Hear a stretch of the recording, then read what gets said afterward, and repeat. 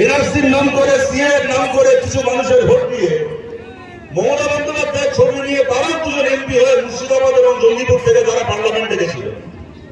তার কদিন পরে ভোটে জেতার কয়েক মাসের মধ্যে যখন ভারতের পার্লামেন্টে এনআরসি সিএ পাস করানো হচ্ছিল, সেই সময় মুর্শিদাবাদ জেলার যে মানুষ, জঙ্গিপুরের মুর্শিদাবাদের যে মানুষ, এই সামনে কেন, যারা তৃণমূল রহমানকে ভোট দিয়েছিলেন, যারা আবু তাহেরকে ভোট দিয়েছিলেন, যে তৃণমূলের সমর্থকরা অবাক হয়ে দেখছিলেন সিএ এর বিরুদ্ধে লড়বে বলে আমাদের ভোট নিয়ে যে লোকটা পার্লামেন্টে গেল, আর যখন সিএ পাস করানো হচ্ছে সেই লোকগুলোকে পার্লামেন্টে খুঁজে পাওয়া যাচ্ছে না।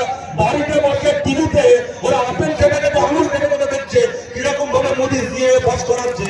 আর সেই সময় খালি বহরমপুর কেন্দ্রের মানুষ বলে নয়, গোটা মুর্শিদাবাদ জেলার মানুষ, গোটা বাংলার মানুষ তাকিয়ে দেখছিল এই বাংলার মাটি থেকে খালি কতগুলো মোদীর দালাল নয়, একটা বাঘের বাচ্চা ইজ্জত দিয়ে গেছে পার্লামেন্টে, যে ওখানে দাঁড়িয়ে বুদ্ধি দিয়ে সিএর বিরুদ্ধে লড়াই করছে, এনআরসির বিরুদ্ধে লড়াই করছে, মোদী সরকারের বিরুদ্ধে লড়াই করছে।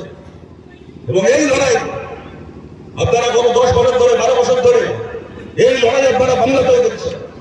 গত 10 বছর ধরে, 12 বছর ধরে যখন একের পর এক আমি যে দল করি, সিপিআইএম এর একের পর এক নেতা কর্মী সংগঠন পাড়ায় পাড়ায় আক্রান্ত হয়েছে, পাড়ায় পাড়ায় করে রক্ত ধরেছে, বাড়ি ধরতে পুড়েছে, পাঞ্জাবি দখল হয়েছে, তখন আমাদের পার্টির নেতা কর্মী সংগঠনরা আমাদের কর্মীদের হয়ে মুখ খুলেছে, মমতা বন্দ্যোপাধ্যায়ের জুলুমবাজির বিরুদ্ধে মুখ খুলেছে। এটা স্বাভাবিক কথা। আমাদের কর্মীরা আক্রান্ত হলে আমরা তো মুখ খুলবো, আমরা তো রাস্তায় রাখবোই। কিন্তু যতবার তৃণমূল কংগ্রেসের হাতে এই রাজ্যের বামপন্থী সহ সাধারণ মানুষের উপর একটা আক্রমণ নেমেছে, একটা লজ্জার গোলা কোনদিন একটা মুহূর্তের জন্য চুপ থাকেনি, সেই লোকটার নাম হচ্ছে অধীর রঞ্জন চৌধুরী। একটা মুহূর্তের জন্য 2011 সাল থেকে আজকে পর্যন্ত একটা মুহূর্তের জন্য তৃণমূল সরকারের কখনো অধীরটা ছেড়ে কথা বলেনি। এখন এই লড়াই শুধুমাত্র আমাদের রাজ্যে সীমাবদ্ধ রাখলে চলবে না, আরো বড় লড়াই করতে হবে আমাদের দেশের মাথায় দাঁড়িয়ে। মোদীর হাত থেকে আমাদের দেশকে মুক্ত করে যা সর্বনাশ হয়ে গেছে আমাদের দেশে হয়ে গেছে, গত 10টা বছর আমরা ফেরত আনতে পারবো না। কিন্তু যেন সামনের দিনগুলো ভালো হয়, সামনের দিনগুলো শুভ হয়, সামনের দিনগুলোই আমরা সামনের দিকে এগোতে পারি, তার জন্য নতুন সরকার দরকার, ইন্ডিয়া জোটের সরকার দরকার আমাদের দেশের মাথায়। এই সরকারকে করে তোলার জন্য আপনাদের বলছি, মুর্শিদাবাদ জেলায় ইতিমধ্যে 3টার মধ্যে 2টো লোকসভা আসনে ভোট হয়ে গেছে, মালদার 2টো আসনে ভোট হয়ে গেছে।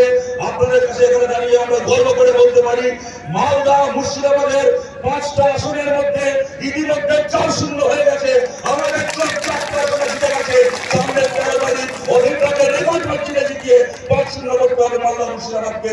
এবং যেমন পশ্চিমবাংলা আমরা আগামী দিনে তৈরি করতে চাই, যেখানে তৃণমূলের হাত থেকে বাংলাকে মুক্ত করে বিজেপিকে বাংলা থেকে সরিয়ে দিয়ে নতুন প্রগতিশীল বাম কংগ্রেসের সরকার আমরা তৈরি করতে চাই, সেই দিকে লক্ষ্য রেখে আপনাদের কাছে আবেদন করছি, আপনারা সামনের 13 তারিখ হাত চিহ্নে ভোট দিয়ে আপনারা চিরকালের মতো, বরাবরের মতো অধিকারকে আশীর্বাদ করে আপনারা পাঠান। আমি